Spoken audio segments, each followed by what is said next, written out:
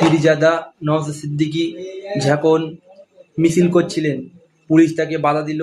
কি বললেন আপনারা ভিডিওটা সর্বোচ্চ শেয়ার করুন।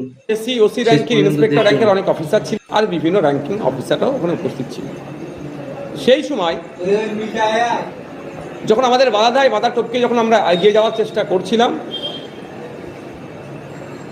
এই মুহূর্তে আমাদের অনেক ফোরামের অনেক গুরুত্বপূর্ণ নেতৃত্বকে অ্যারেস্ট করেছিল, ধাক্কাধাক্কি দিয়েছে।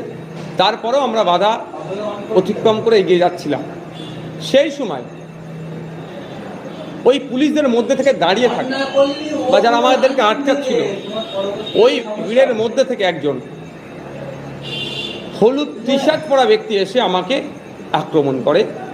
আমার এই জায়গাটাতে প্রচণ্ড আঘাতে ঘুষি মারে। জানি না তার ইন্টেনশনটা কি।